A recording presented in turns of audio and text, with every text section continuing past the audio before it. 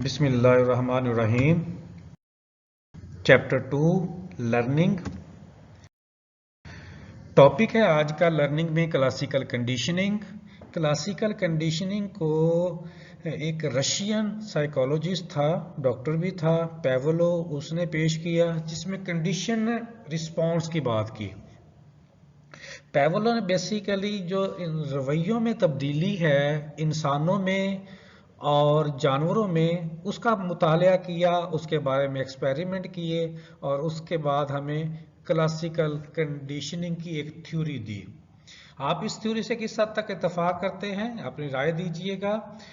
जैसे बताया गया है कि हम बीइंग अ ह्यूमन, एक भूख लगना जो है एक नेचुरली फिनोमिना है, एक बेसिक इंस्टिंक्ट है, और हम नॉर्मली दिन में 2 टाइम या 3 टाइम रेगुलर बेसिस पे खाना खाते हैं। वो कहते हैं कि मिसाल के तौर पर हम 2 बजे खाना खाते हैं, लंच टाइम हमारा 2 बजे है, तो ये साफ ज़ाहिर है कि हम अगर 2 बजे खाना खाते हैं तो ऑलमोस्ट डेली बेसिस पे 2 बजे के राउंड अबाउट ही हम खाना खाते हैं। हमारा घर का खाना 2 बजे तैयार हो जाता है।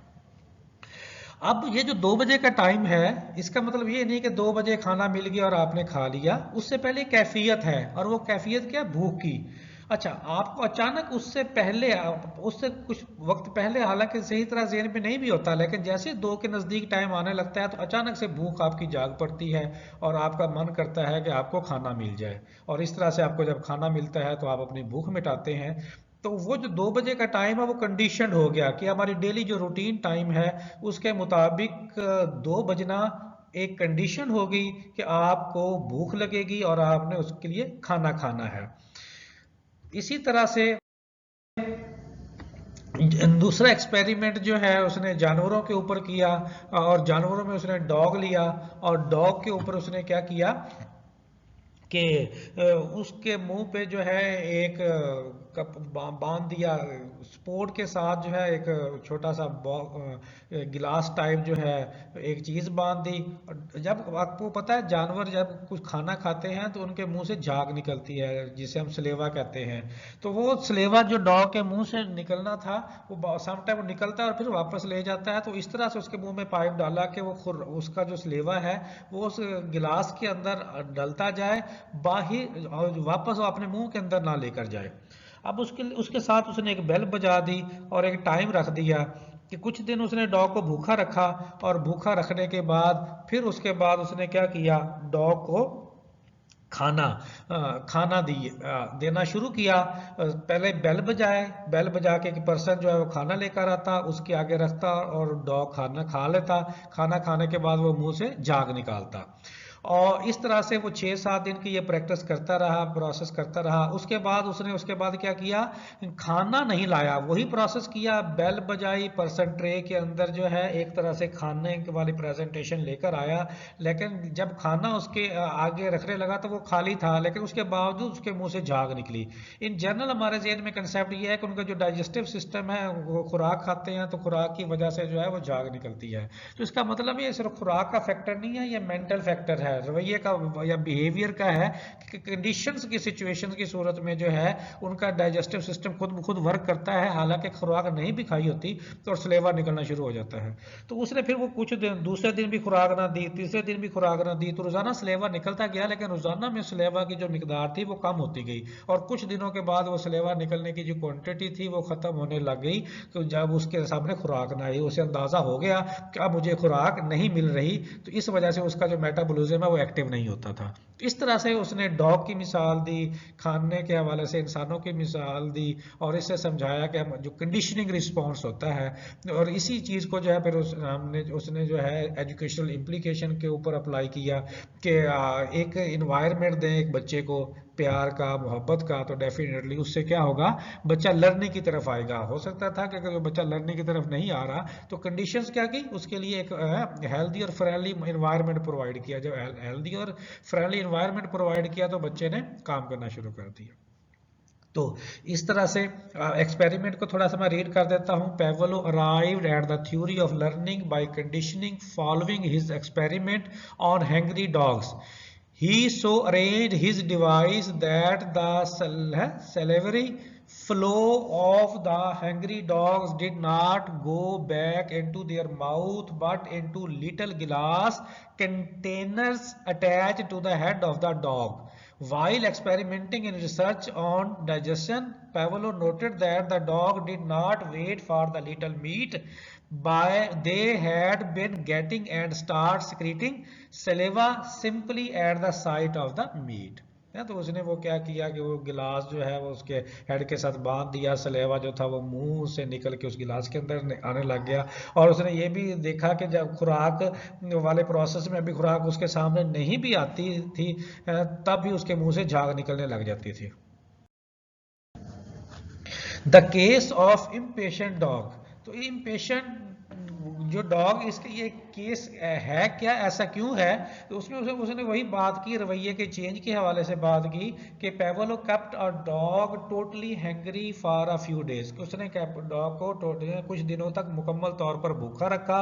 The sight of the food would naturally lead the dog to salivate, और खुराक को देखता जाता तो डॉग नेचुरली तौर पर मुंह से झाग निकालनी शुरू कर देता। Pavlov would ring a bell before giving food to the dog. He repeated this act for 7 days under similar condition. After 7 days, Pavlov observed that the dog would start salivating merely at the ringing of the bell, even when the food was not served to him. तो वही उसको बैल बजाई, उसको खुराक दी जाती 7 दिन तक, 7 दिन के और उसके मुंह से झाग निकलती रही। फिर 7 दिन के बाद फिर उसको बैल बजाएगी, लेकिन खुराक नहीं दी है। पहले 8वें दिन भी खुराक नहीं दी, 9वें दिन भी खुराक नहीं दी, 10वें दिन भी खुराक नहीं दी, लेकिन उसके मुंह से फिर भी झाग निकलती रही, लेकिन रोजाना की बुनियाद पर झाग की मिकदार कम होती गई। उसके बाद वाटसन एक अमेरिकन साइकोलॉजिस्ट था, उसने भी read out similar experiment on children and came to the same conclusion, कि वाटसन ने भी बच्चों के ऊपर से इसी तरह का एक्सपेरिमेंट किया और इसी तरह का सेम कंक्लूजन निकाला। कंडीशनिंग प्रोसेस में be illustrated into the following manner to show RS relationship. अब ये जो कंडीशनिंग प्रोसेस है इसमें एस आर रिलेशनशिप आता है। एस से क्या है स्टिमुलस, आर से क्या है रिस्पॉन्स। ये कंडीशन है कि जैसे ही स्टिमुलेट होगा किसी एक इंडिविजुअल किसी भी सिचुएशन के हवाले से उसको रिस्पॉन्स मिलेगा या वो रिस्पॉन्स देगा। तो एस आर ये जो आपके पास वर्ड है ये आपस में कंडीशन है, स्टिमुलस होगा तो रिस्पॉन्स होगा। इसने जगह ली अनकंडीशनिंग स्टिमुलस की। This shows that in conditioning the unconditioning stimulus is replaced by the conditioning stimulus with repetition the subject gets conditioned, S R bound in strength and made permanent. तो ये जो condition है S और are के दरमियान, कहता है इससे जो एस और आर का जो बाउंड है वो स्ट्रेंथ होता है और परमानेंट होता है। Important points to be noted, तो इसमें इंपॉर्टेंट पॉइंट्स क्या हैं जो नोट करने की जरूरत है। इंपॉर्टेंट पॉइंट यही है कि आपके पास जो पहले थी आपके पास uncondition present unconditioning stimulus only, उसकी जगह पे क्या आ गया आफ्टर द कंडीशनिंग स्टिमुलस आ गया। Unconditioning stimulus must be of greater intensity, unconditioning stimulus जो है उसकी ग्रेटर इंटेंसिटी होती है। Maintain a relevant consistency between the presentation of conditioned stimulus and unconditioned stimulus, और इस तरह से जो है मेंटेन क्या किया relevance consistency between the condition और अनकंडीशन स्टिमुलस की प्रेजेंटेशन के दरमियान कंसिस्टेंसी को शो किया। Reinforce the uncondition stimulus after some time after the condition has been establish. तो वो जो भूख वाली मिसाल थी कि हमें भूख लगती है और हम खाना खाते हैं, तो 2 बजे वाली जब हमने बात की तो वो जो अनकंडीशनड प्रोसेस था वो कंडीशन में कन्वर्ट हो गया, क्योंकि पेवलो ने बेसिकली और वाटसन ने कंडीशंस की बात की है। इन जनरल पहले हमारे जहन में अनकंडीशन स्टिमुलस भी था, अनकंडीशन स्टिमुलस होगा तो कंडीशन रिस्पॉन्स होगा। तो वो कहता है कि कुछ दिन की प्रैक्टिस के बाद वो जो अनकंडीशन स्टिमुलस होता है वो भी कंडीशन स्टिमुलस में कन्वर्ट हो जाता है। वाटसन एक्सपेरिमेंट क्या है जी, वाटसन ने 1878 टू 1958 उसका दौर है। ये बिहेवियरिज्म का जो है वो बाप माना जाता है, आपके पास है known as the father of behaviouristic school supports Pavlov ideas on conditioning, और ये पेवलो आइडिया ऑफ कंडीशनिंग को सपोर्ट करता है। Watson conducted an interesting experiment, he took for his subject a human baby of 11 months and gave him a rabbit to play. The baby was fascinated by the rabbit and gave pleasant response. Meanwhile, a loud noise was produced as soon as the baby touched the rabbit. The frightened the baby. Thereafter, each time the baby touched the rabbit, the noise was produced and baby fear's response was confirmed. Afterward, even when the rabbit given to the baby and no loud noise accomplished, the baby got frightened. The condition has occurred. इसमें भी उसने Watson ने भी वही बात की जो पैवलो वाली बात थी कि कंडीशन आ गई। तो उसने 11 मंथ का बेबी एक्सपेरिमेंट के तौर पर लिया और उसे खेलने के लिए एक रैबिट दिया। रैबिट का टॉय कह लें, रैबिट कह लें। अब बच्चा जो है वो रैबिट से मानूस होने लग गया, उसके साथ खेलने लग गया, उसके साथ प्रेजेंट फील करने लग गया और प्लेजेंट रिस्पॉन्स और अच्छा रिस्पॉन्स देने लग गया।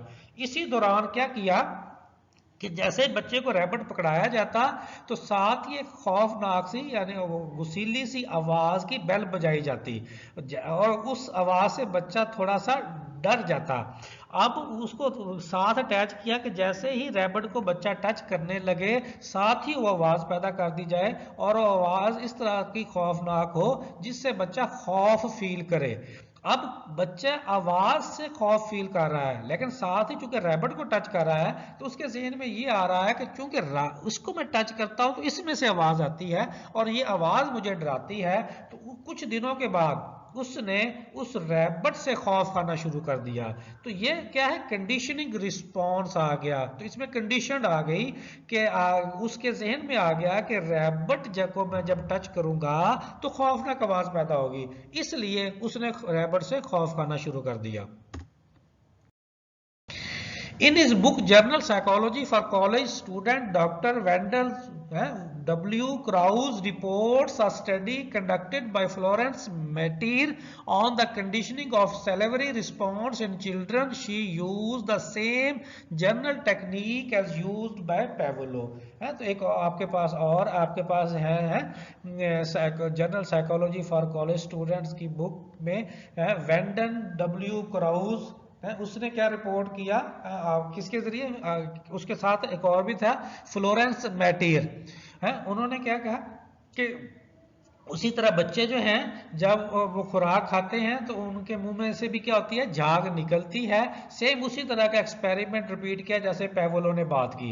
उसके लिए उन्होंने क्या किया, 50 चिल्ड्रन लिए डिफरेंट एज के और वो एज का जो डिफरेंस था वो 1 से 7 साल के दरमियान था और उन बच्चों की इंटेलिजेंस लेवल भी डिफरेंट था और एज लेवल भी थोड़ा बहुत डिफरेंट था।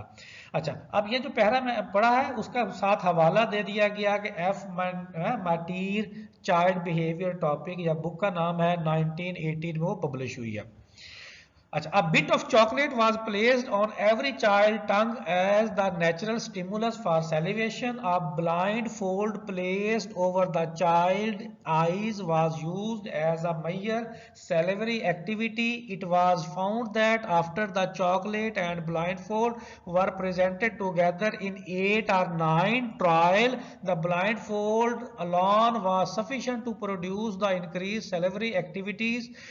Furthermore, a definite relationship between mental activity, ability and speed of conditioning was discovered. Normal children were conditioned in favor trial than the feeble-minded. अब उसने इसी चीज को क्या किया कि चॉकलेट हर बच्चे की जबान के नीचे रख दी और उससे नेचुरली तौर पर क्या हुआ, जब चॉकलेट बच्चों की जबान के नीचे रखी तो बच्चों के मुंह से झाग निकलने लगी और साथ ही उनका क्या किया, आंखों पे पट्टी भी बांध दी। तो 2 प्रैक्टिसेस की, एक आंखों पे पट्टी बांधते और दूसरा जबान के नीचे चॉकलेट रखते और नेचुरली तौर पर क्या होता, बच्चों के मुंह से झाग निकलने लगी। ये 1 दिन हुआ, 2 दिन हुआ, तीसरे दिन हुआ, चौथे दिन हुआ। ये ट्रायल कहते 8 से 9 दिन जब करेंगे तो बच्चे के मुंह से वो जो सलेवा है, झाग निकलने का जो क्वांटिटी है वो डे बाय डे बढ़ने लग गई। और फिर उसके बाद उससे नेक्स्ट डे जब वही वाला जैसे डॉग वाला प्रोसेस था कि बच्चे के मुंह में चॉकलेट नहीं रखी गई लेकिन सिर्फ आंखों पे पट्टी बांधी गई जिससे उसकी मेंटल एबिलिटी एक्टिव हो गई और उसके मुंह से क्या हो गई, झाग बनना शुरू हो गई। तो ये कंडीशंस आ गई कि जैसे कि सिचुएशन या इवेंट की कंडीशन बनी, उससे क्या हुआ कि वो रिस्पांस आने लग गया। अब देखो कि बच्चे को जब ये पता चला कि मेरी आंख पे पट्टी बंधने लगी है तो साथ मुझे चॉकलेट भी मिलेगी। अभी चॉकलेट बच्चे को नहीं मिली तो उससे पहले उसके मुंह से झाग निकलने लग गई या झाग बनने लग गई, क्योंकि इतनी ज्यादा इंसान में के मुंह से सलेवा तो नहीं निकलता, तो साफ ज़ाहिर मुंह के अंदर तो हम सलेवा बनता है, तो उसको किसी ना किसी जो है डिवाइस के जरिए कलेक्ट किया जा सकता है और उसकी क्वांटिटी मेजर की जा सकती होगी। तो डेफिनेटली इन्होंने भी कोई क्वांटिटी मेजर करने के लिए कोई ना कोई डिवाइस छोटी मोटी मुंह के अंदर रखी होगी जिसके अंदर स्लेवा इकट्ठा होता होगा। फर्क आपके अब उससे क्या हुआ कि जो नॉर्मल कहता है, नॉर्मल जो बच्चे हैं, नॉर्मल बच्चों में ये जो कंडीशनिंग वाला प्रोसेस है वो ज्यादा बेहतर और जल्दी होता है as compare to feeble minded जो बच्चे हैं उनकी निस्बत। अब ये दो तीन तरीकों से हमने पढ़ा, पेवलो का पढ़ा ह्यूमन के बारे में कि 2 बजे का खाने की जैसे मिसाल दी कि उससे पहले भूख लगने लग जाती है तो कंडीशन आ गई। फिर डॉग की मिसाल दी कि उसको जब बेल बजा के खुराक देने वाला इन्वायरमेंट पैदा किया गया तो उससे पहले वो झाग निकालने लग जाता है, और फिर जब खुराक देते रहे तो झाग की मिकदार बढ़ती गई, और फिर कुछ दिनों के बाद फिर जब खुराक देना बंद की तब भी झाग निकलती रही। और इसी तरह वाटसन ने भी वही बात की जो पेवलो ने बात की, और उसके बाद फिर जो है एक और एक्सपेरिमेंट जो है वो किया गया बैटी ने, और उसमें भी ये बताया गया कि आपके पास जो है वो रैबिट वाली वाटसन ने की, और इसमें बेबी को लिया गया और उसके हिसाब से जो है एक्सपेरिमेंट कंडक्ट करके देखा गया कि वो आपके पास जो है कुछ बच्चे लिए गए और उनके मुंह में चॉकलेट रखी गई, आंखों पे पट्टी बांधी गई, और देखा गया कि उनके मुंह से भी झाग निकलने लग जाती है। अब इन सारी चीज़ों में हमारे पास क्या बात साबित हुई, इन सब लोगों ने कंडीशंस की बात की कि कंडीशनिंग होता है रिस्पॉन्स, उसी की बेस के ऊपर फिर एजुकेशनल, क्योंकि हम बात जब करते हैं तो हम तो बेसिकली ये सब्जेक्ट पढ़ रहे हैं एजुकेशनल साइकोलॉजी, तो हमने इसको अप्लाई करना है बच्चों के ऊपर, एजुकेशन के ऊपर। तो एजुकेशनल इम्प्लीकेशंस क्या है फिर क्लासिकल कंडीशनिंग की? साफ ज़ाहिर क्लासिकल कंडीशनिंग की जो जनरल एजुकेशनल इम्प्लीकेशंस हैं वो यही होंगे कि बच्चे को जितना प्यार देंगे, मोहब्बत देंगे, उतना बच्चा जो है उस कंडीशन की सूरत में ज़्यादा रिस्पेक्टफुल भी होगा, काम भी करेगा। और अगर बच्चे के साथ नफरत करेंगे, डांटेंगे, खौफ फैलाएंगे तो बच्चा डिसरिस्पेक्ट भी करेगा और माहौल से मानूसियत भी शो नहीं करेगा। तो जिस तरह का कंडीशन आपके पास स्टिमुलस प्रोवाइड करेंगे उसी तरह का बच्चा जो है वो रिस्पॉन्स देता है। तो एस और आर के दरमियान कंडीशनिंग डेवलप होती है। The learning theory of conditioning has wide ranging educational implication. वो क्या है wide ranging implication? Love and hated, यानी या तो बच्चे को प्यार देंगे या बच्चा नफरत देंगे, या बच्चा प्यार फील करेगा या नफरत फील करेगा। इसी तरह जो नेगेटिव साइड है वो फेयर है, और पॉजिटिव साइड क्या है? फ्रीडम है। तो बच्चे में या तो फ्रीडम आएगी या फेयर आएगा। इसी तरह रिस्पेक्ट और डिसरिस्पेक्ट, या रिस्पेक्ट आएगी, एहतराम आएगा, या बच्चे में एहतराम नहीं आएगा। All are the result of conditioning. ये सारी चीजें कंडीशनिंग के साथ है। जिस तरह का बच्चे को इन्वायरमेंट देंगे उसी तरह का बच्चे का रिस्पॉन्स आएगा। Above we have given an instant from daily life. This proves conditioning of our habit of taking food at the appointed, or the following points may be noted in this connection. कि वो आपकी daily life में जो हमारे मुख्तलिफ हैं वाक़यात होते हैं वो भी लम्हों के साथ हम जुड़े हुए होते हैं। जैसे हमारी खुराक है उसके एक टाइम होता है, उस टाइम के हवाले से हमारी खुद भूख लगने लगती है। जैसे अब जब रमज़ान, जैसे आजकल रमज़ान चल रहा है तो हमें पता है कि हमने सहरी करनी है और अफ्तारी करनी है, तो हम मेंटली तौर पर ये कंडीशंस आ जाती हैं, तो हमारा जो है उसी टाइम उठना और भूख लगना, और अफ्तारी के टाइम फिर भूख लगना और खाना खाना जो है वो कंडीशनिंग हो जाता है। दरमियान में फिर हमारा खाने की तरफ ध्यान भी नहीं जाता। अब उसके चंद एक पॉइंट्स और हम स्टेप बाय स्टेप पढ़ते हैं, पॉइंट्स की सूरत में एजुकेशनल इम्प्लीकेशंस को डिस्कस करते हैं। Why distaste of a particular school subject and otherwise, यानी इसमें बताया गया है एक ही बच्चा है, एक ही स्कूल है, एक ही क्लास है और उसके डिफरेंट सब्जेक्ट्स हैं। उनमें से कुछ सब्जेक्ट्स में बच्चा बहुत अच्छा है और उसमें दिलचस्पी लेता है, और कुछ को बिल्कुल पसंद नहीं करता, उसमें उसका डिसटेस्ट है। तो ये भी उसने कहा कि ये कंडीशनिंग है कि अगर टीचर टीचर अच्छा मिलता है, फ्रेंडली मिलता है, कोऑपरेटिव मिलता है, उसका टीचिंग मेथड बहुत अच्छा है, तो बच्चा उस सब्जेक्ट को पसंद भी करेगा, उसमें टाइम भी स्पेंड करेगा और उसको लर्न भी करेगा। और जिसमें टीचर का मेथड अच्छा नहीं है, टीचर खुद रूड है, कोऑपरेटिव नहीं है, इन्वायरमेंट बच्चे के लिए फ्रेंडली नहीं है, तो उस सब्जेक्ट में बच्चा जो है वो डिसकम्फर्ट फील करेगा और वह उस सब्जेक्ट से क्विट करने की कोशिश करेगा, उसे टाइम भी नहीं देने देगा। It is often observed that children develop a particular kind of distaste for a certain subject and an equal amount of interest in another subject. This is the result of conditioning. ये conditioning का ही result है। कुछ में बच्चा दिलचस्पी लेता है और कुछ में दिलचस्पी ही नहीं लेता। An English teacher who use defective method of teaching will condition a child that he would miss the class, avoid doing homework, and ultimately start hating the teacher as well as the subject. कि एक teacher का method ही बच्चे को अच्छा नहीं लगा, तो उसकी सूरत में बच्चा ने टीचर से भी नफरत करने लग जाता है और टीचर को उसके सब्जेक्ट से भी नफरत करने लग जाता है और उस सब्जेक्ट से भागता है। जबकि उसके मुतबादल on the contrary, mathematics teacher with his effective methods will so condition the same child favourably and his major time is devoted to mathematical problem है। अगर फर्ज के मैथमेटिक्स का टीचर उसे अच्छा मिल जाता है, उसका मेथड अच्छा उसे लगता है, तो बच्चा उस सब्जेक्ट को टाइम भी देगा, उस टीचर को भी पसंद करेगा और सब्जेक्ट को भी पसंद करेगा। तो ये मिसाल के तौर पर दो सब्जेक्ट लिए हैं। इसका मतलब ये नहीं है कि इंग्लिश वाला इफेक्टिव ही होना है और मैथ वाला इफेक्टिव ही होना है। नेक्स्ट पॉइंट है development of desirable habits and interest.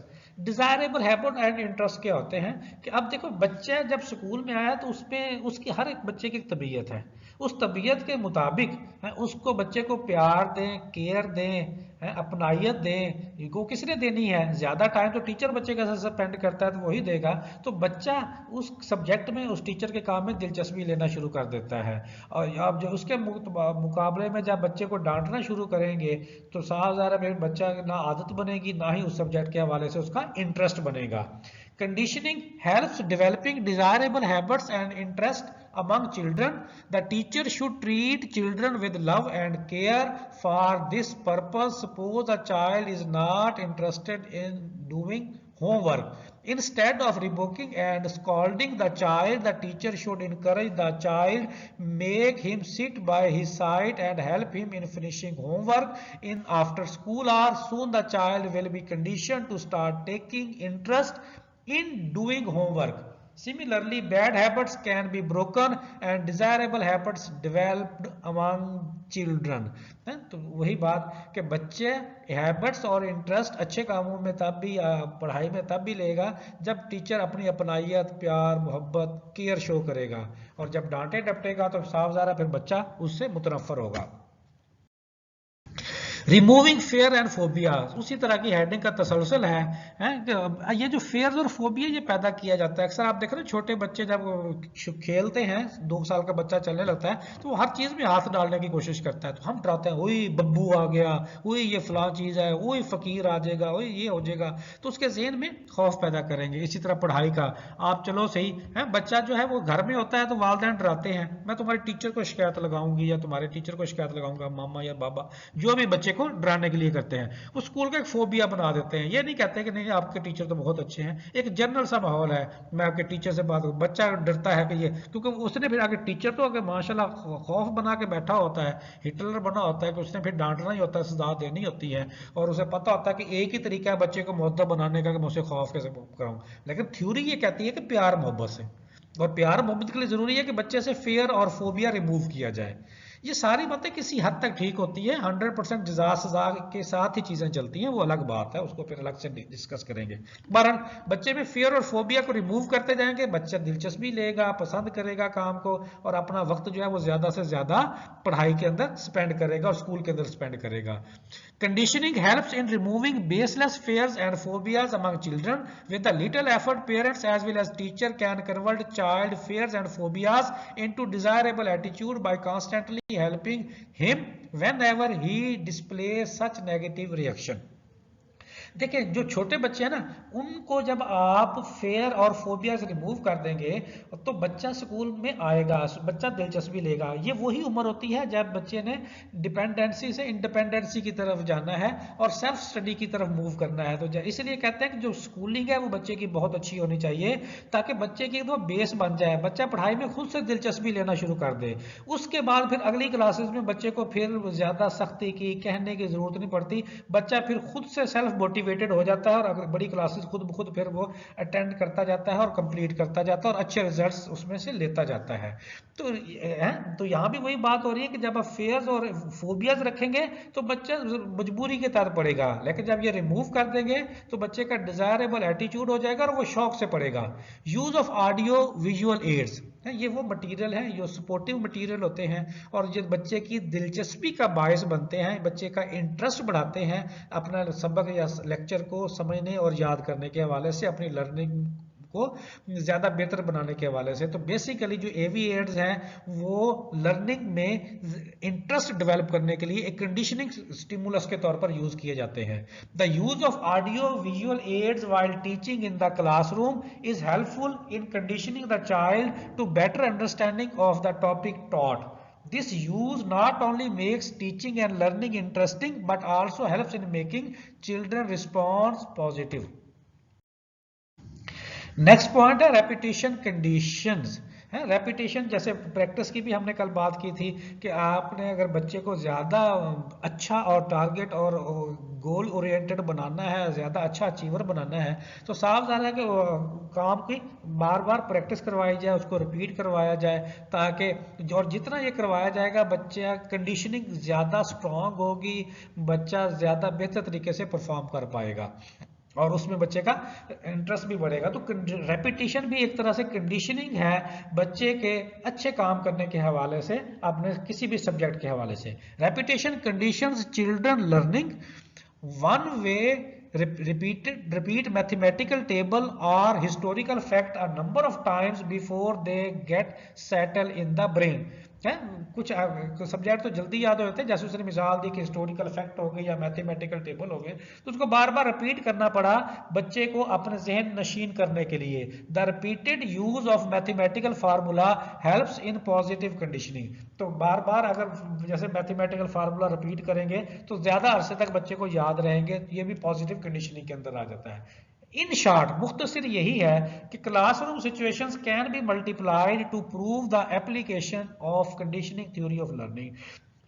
कि क्लासरूम के अंदर जो हमने बातें पढ़ी, अगर हम ये समझते हैं कि ये अच्छी बातें हैं, तो फिर क्लासरूम के अंदर overall conditioning theory of learning को अप्लाई करना चाहिए, ताकि बच्चों के जो रिजल्ट्स हैं वो ज़्यादा बेहतर से बेहतर किए जा सकें। सिर्फ नंबरों की हद तक नहीं, बच्चे की स्किल के हवाले से, बच्चे के नॉलेज के हवाले से, बच्चे की लर्निंग के हवाले से। तो उम्मीद है कि आपको यहाँ तक की जितनी भी बातें हमने डिस्कस की हैं उसकी अंडरस्टैंडिंग हो गई होगी, जिसमें हमने इंसानों के रवैये की बात की, जानवरों के रवैये की बात की, मुख्तलिफ साइकोलॉजिस्ट ने, कुछ रशियन थे, अमेरिकन थे, उन्होंने मुख्तलिफ एक्सपेरिमेंट्स के साथ कंडीशंस को एक्सप्लेन किया और किसी हद तक जस्टिफाई भी किया कि कंडीशंस जो है वो कितनी ज़रूरी है और उससे कितना अच्छा रिस्पॉन्स जो है वो जनरेट होता है। उसके लिए डॉग के ऊपर एक्सपेरिमेंट हुआ, इंसानों के ऊपर हुआ, बच्चे के ऊपर हुआ, रैबिट लेके बच्चे के साथ जो है एक्सपेरिमेंट किया गया।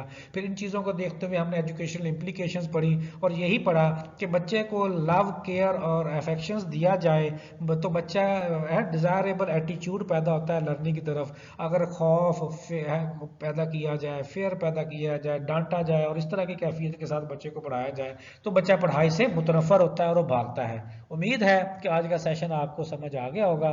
इसके साथ ही आपसे इजाज़त चाहते हैं। अल्लाह हाफिज़।